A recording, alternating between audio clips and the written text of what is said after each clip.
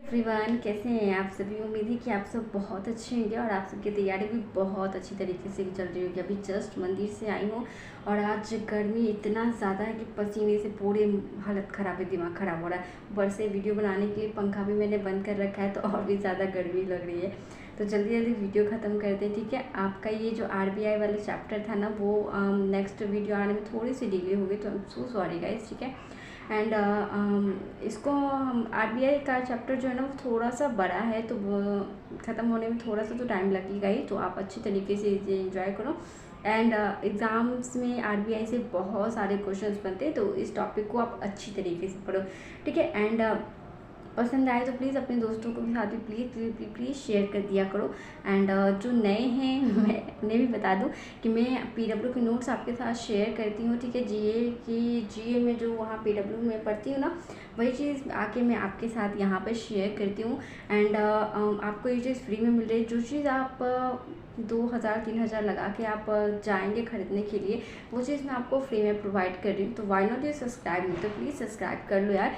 And ये चीज़ आपको free of cost मिल रही है, कोई भी यहाँ पे आपको कॉस्ट लेने की ज़रूरत नहीं, ठीक है। तो आराम से पढ़ो। एंड मेरी प्लेलिस्ट भी चेक कर लेना, वहाँ पे आपको बहुत सारे वीडियोस मैंने शेयर कर दिए। आई थिंक मैंने 3 चैप्टर आपके साथ शेयर कर दिए, ये चौथा चैप्टर है। तो ठीक है, आप इसे अच्छी तरीके से पढ़ो। एंड बहुत ज़्यादा गर्मी लग रहा है यार, जल्दी से वीडियो बनाते हैं, पंखा चलाते हैं। हम पढ़ते हैं सब्सिडीज ऑफ RBI से। इससे पहले कि सारे टॉपिक्स हमने आपके साथ डिस्कस कर लिए हैं, तो अगर आपने नहीं देखा तो प्लीज़ प्रीवियस वीडियो आप ज़रूर देखिएगा, उसके बाद ही आपको ये चीज़ समझ में आएगी।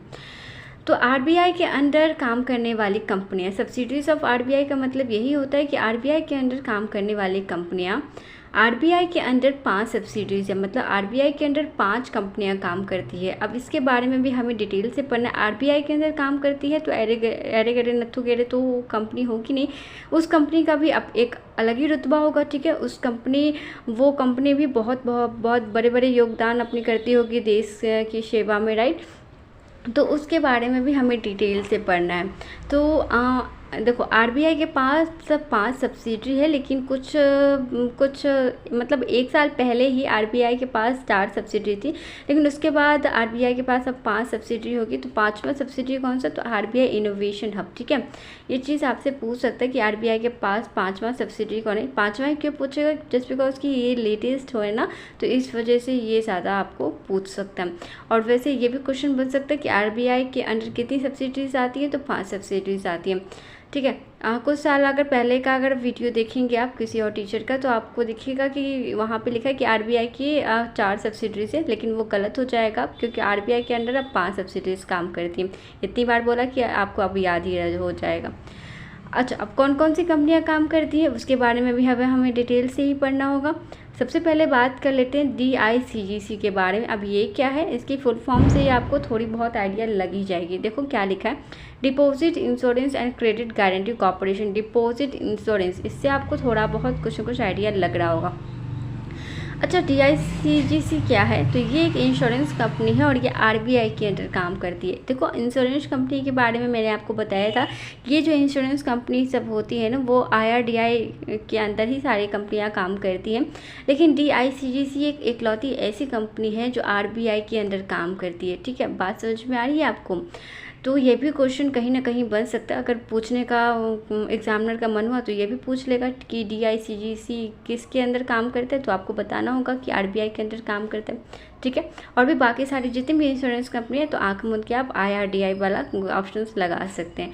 अब बात करते हैं कि ये कस्टमर की डिपॉजिट अकाउंट में इंश्योरेंस देती है। ऐसा DICGC का काम क्या होता है, तो ये कस्टमर के डिपॉजिट अकाउंट में ना इंश्योरेंस देती है, डिपॉजिट अकाउंट से इंश्योरेंस देती है, और 5 तक का मैक्सिमम इंश्योरेंस आपको मिलता है। तो ये कहानी आपको एक लाइन में समझ में नहीं आई होगी, मैं आपको अच्छे से समझाती हूँ। देखो क्या होता है ना, कि कई बार आपने देखा होगा कि बैंक ना डूब जाता है, मतलब भारत का अगर कोई भी बैंक अगर डूब गया या फिर उसकी दिवालिया निकल गई, तो क्या होता है कि कस्टमर के सारे पैसे तुम भी डूब गए, राइट। अब वो जो कस्टमर अपने बैंक में जो पैसे लगाया था, तो उसका कोई ना कोई तो जिम्मेदारी उठाएगा ही ना। जैसे येस बैंक के साथ हुआ था, हालांकि वो बैंक तो बच गया बाई चांस, ठीक है, गवर्नमेंट ने उसे बचा लिया। लेकिन अगर ऐसे कोई बैंक डूब जाती है, मान लेते हैं, वैसे SBI तो डूबेगा नहीं, लेकिन मान मान लेते हैं कि अगर SBI अगर डूब गया, ठीक है, तो अगर SBI अगर डूब गया तो क्या होगा कि SBI के जितने भी कस्टमर हैं ना, जितने भी कस्टमर है सबको क्या करेगा, DICGC 5 लाख तक का उसको पैसे प्रोवाइड कराएगा, ताकि मतलब उसकी जो उसने जो पैसे लगाए थे ना बैंक में, वो थोड़ी बहुत भरपाई हो सके, राइट। अगर आपने 5 लाख से ज़्यादा का पैसे अगर आपने बैंक में रखे हैं तो फिर आपको बैंक ज़्यादा पैसे नहीं देगा। यहाँ पे मैंने लिखा है 5 लाख तक का मैक्सिमम। अगर आपने 10,000 रखा है तो 10,000 ही आपको मिलेगा, 50,000 रखा है तो 50,000 मिलेगा, 2 लाख रखा है तो 2 लाख मिलेगा। लेकिन अगर आपने 6 लाख रखा है, 7 लाख रखा है, 10 लाख रखा है तो भी आपको 5 ही लाख मिलेगा, जस्ट बिकॉज की DICGC का रूल है कि ये मैक्सिमम 5 लाख तक का ही आपको इंश्योरेंस करवाती है, इससे ज़्यादा का नहीं देगी, ठीक है। तो 5 लाख से ज़्यादा एक बैंक में रखना मतलब ऐसा तो जल्दी डूबेगा ही नहीं, लेकिन अपना लॉस करवाने जैसा होगा। अगर कोई बैंक डूबने की कगार पे हो तो फटाफट अपने पैसे निकाल लेना, ठीक है। आई जस्ट होप कि आपको ये चीज़ समझ में आई होगी कि DICGC का काम क्या होता है कि अगर कोई बैंक डूब गया या फिर उसकी दिवालियाँ निकल रही है तो उसके कस्टमर के भी पैसे डूब रहे हैं साथ साथ, तो उस कस्टमर के पैसे बचाते हैं DICGC, और उनके मतलब बैंक अकाउंट में जितने भी पैसे रहते हैं ना वो पैसे उन्हें लौटा दिए जाते हैं। ये DICGC काम करता है। अच्छा, जब भी आप बैंक में डिपॉजिट करवाने जाते हैं ना तो बैंक वाले खुद ही DICGC आपका करवा देते हैं। DICGC के थ्रू आपका इंश्योरेंस आपका डिपॉजिट का हो जाता है, आपको अलग से करवाने की ज़रूरत नहीं है, फिर बैंक वाले को आपको बोलना नहीं पड़ता कि ये मेरा कर दो, ठीक है। इसके आपको चार्जेस भी नहीं लगते, ये बैंक की ही जिम्मेदारी होती है कि आपकी पैसे का इंश्योरेंस वो करवा दे, ठीक है। और हाँ, अगर यहाँ पे अगर चोरी वगैरह ऐसा कुछ रॉबरी वगैरह सब कुछ भी हो जाए तो उस केस में DICGC नहीं देगा, सिर्फ इसी केस में देता है कि आप अगर कोई बैंक डूब गया या फिर दिवालियाँ निकल रही है तो वो कस्टमर का पैसा डूबे ना, कस्टमर का पैसा उसको मिल जाए, ठीक है। तो ऐसा है। तो आई जस्ट होप कि आप ये बात समझ गए होंगे। एंड अब बात करते हैं इसके बारे में, इसी के बारे में कि ये एक्ट कब पास हुआ था। तो 1961 इस्टेब्लिश कब हुआ था DICGC, तो 1978 में। इसका हेडक्वार्टर कहाँ है, तो मुंबई में है। इसकी जो हेड होते हैं ना वो डिप्टी गवर्नर ऑफ RBI के जो डिप्टी गवर्नर होते हैं वही इसके हेड होते हैं, और ये हर 3 महीने पे चेंज होते रहते हैं। आई जस्ट होप कि ये छोटे से पैराग्राफ आपको समझ में आया होगा। और एंड इसकी ऑथोरिटी कैपिटल कितनी, तो इसकी ऑथोरिटी कैपिटल जो है वो 50 करोड़ के लगभग में। ऑब्जेक्टिव क्या है इसके, तो provide insurance and customer deposit amount. अभी जस्ट मैंने आपको बताया कि इसका काम क्या होता है, तो इंश्योरेंस प्रोवाइड करना होता है एंड कस्टमर की डिपॉजिट पे, ठीक है, अमाउंट देना होता है। मतलब 5 लाख विथ इम्पैक्ट फ्रॉम क्या लिखा है मैंने, 5 lakh with impact from 4 Feb 2020 onward. अब ये क्या चक्कर है, तो ये भी मैं बता देती हूँ कि 4 फरवरी से पहले का नियम क्या था। 4 फरवरी 2020 से पहले का नियम क्या था कि अगर आपके 5 लाख डूब जाए या 10 लाख डूब जाए या 1 करोड़ डूब जाए या फिर कुछ भी ये डूब जाए, मतलब 5 लाख से अगर ज़्यादा का डूब जाए, तो अब भी कंपनी आपको क्या करती थी, 1 ही लाख रुपया देती थी। लेकिन ऐसे में ना RBI मतलब ऐसे ना कस्टमर ना बैंक वालों पे भरोसा करना थोड़ा सा कम करने लगे थे। तो RBI को समझ में आने लगा कि नहीं, हमें तो अपना कस्टमर बढ़ाना, और कस्टमर हमारे भाग रहे हैं, तो इससे बेटर है कि हम थोड़ा सा और अपना फोर्स लगाते हैं, थोड़ी सी और हम मतलब अमाउंट बढ़ाते। तो RBI ने क्या किया कि 4 फरवरी 2020 के बाद से ना DICGC इंश्योरेंस का मैक्सिमम रेट कर दिया आपको 5 लाख रुपया, वरना इससे पहले आपको दिवालिया निकलने पे आपको सिर्फ 1 लाख ही रुपये मिलते थे, ठीक है, 5 लाख नहीं मिलते थे। तो ये भी शायद पूछे तो आप इसका जवाब दे सकते हैं, ठीक है। कंपनी के बारे में हम जान गए, अब बात करते हैं दूसरी कंपनी के बारे में। तो भारतीय रिजर्व बैंक नोट मुद्रा प्राइवेट लिमिटेड, मैंने पहले ही कहा कि RBI के अंदर काम करती है, तो एरे गड़े नत्थु गेड़े तो बिल्कुल नहीं होगी। तो ये कंपनी क्या करती है कि भारत में जो हमारी करेंसी होती है ना, वो करेंसी को जो छापती है, ठीक है, और ये RBI की दूसरी सब्सिडरी है। इस टॉपिक में आपको ज़्यादा दिमाग लगाने की ज़रूरत नहीं है, जो लिखा है बस उतना ही पढ़ो, काफ़ी रहेगा। यहाँ भारत की करेंसी प्रिंट होती है, जैसे कि मैंने कहा कि ये भारत की जो है वो करेंसी प्रिंट करती है। अच्छा, 4 जगह हैं जो करेंसी प्रिंट होती है, मतलब पेपर वाले जो नोट होते हैं ना वो 4 जगह बनते हैं। कहाँ, तो मद्रास, MP, वेस्ट बंगाल एंड कर्नाटका। यहाँ पे इसकी सिटी भी लिखी हुई है। और ये दोनों मद्रास और एमपी वाले जो है ना वो गवर्नमेंट के अंदर आते हैं। गवर्नमेंट इस दोनों कंपनी को देखता है, इस दोनों जगह को देखता है, ठीक है।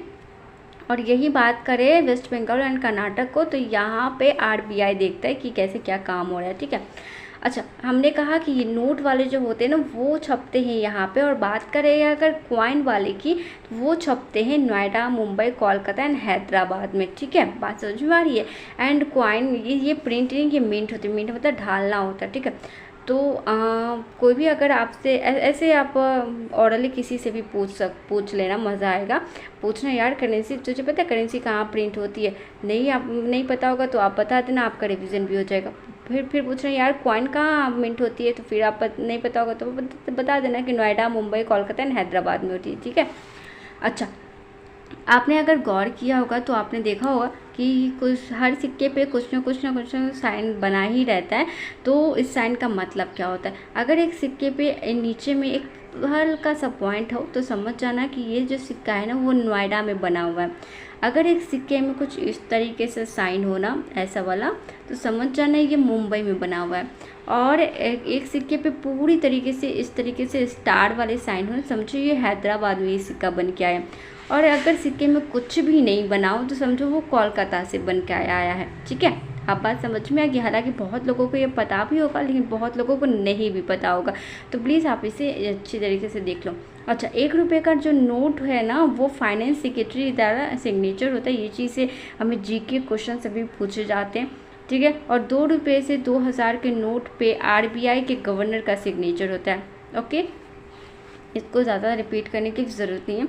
ये जो भारतीय रिजर्व बैंक नोट मुद्रा कंपनी है ना, इसकी एस्टैब्लिश्ड ईयर जो है वो 1995। किसी का अगर बर्थडे डेट होगा तो उसे तो आराम से याद हो जाएगा। इसका जो हेडक्वार्टर है वो बेंगलोर में है। और ये किस टाइप के है, तो ये प्राइवेट लिमिटेड कंपनी है, ठीक। इसके चेयरमैन कौन होते हैं, तो जो आरबीआई का डिप्टी गवर्नर होता है वही यहाँ का चेयरमैन भी होता है। और the company manage by 2 press, तो कौन कौन से, तो Mysore in Karnataka and Salboni in West Bengal, ठीक है। आई जस्ट होप कि आपको इतना समझ में आ गया। इस टॉपिक पे ज़्यादा दिमाग लगाने की ज़रूरत नहीं थी।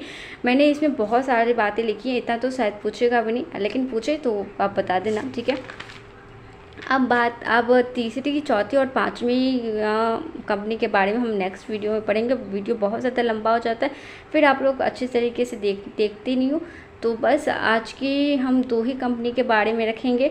एंड आप इसे अच्छी तरीके से रिवीजन कर लेना। यहाँ वाला पार्ट तो बहुत ही ज़्यादा इंटरेस्टिंग है, तो आप एक बार और इसे देख लेना वीडियो पीछे करके, आपको बहुत अच्छा लगेगा। आज हमने DICGC के बारे में पढ़ा एंड भारतीय मुद्रा के बारे में पढ़ा कि हमारी जो करेंसी होती है भारत की वो कहाँ छपती है, ठीक है। ये चीज़ें हमने पढ़ी है, तो आपको अच्छे तरीके से याद रखना। मैं कम्युनिटी में भी पोस्ट करूँगी ना, क्वेश्चन दूँगी क्वेश्चन, तो आपको जल्दी से आंसर दे देने, ओके। और आज के लिए बस इतना ही है। जस्ट होप कि आपने इसे एंजॉय किया होगा। एंड इसकी नेक्स्ट वीडियो फिर जल्दी आ जाएगी, इस बार लेट नहीं होगा, जल्दी आ जाएगी। तो आप बताना कि आज की क्लास कैसी लगी एंड अपने दोस्तों के साथ भी ज़रूर शेयर करना। टेलीग्राम यूज़ करते हो तो क्यों नहीं वहाँ पे शेयर कर देते हो, शेयर कर देना, ठीक है। और मिलूँगी फिर से, बहुत गर्मी लग रहा है, मिलूँगी फिर से, तब तक के लिए बाय बाय, एंजॉय।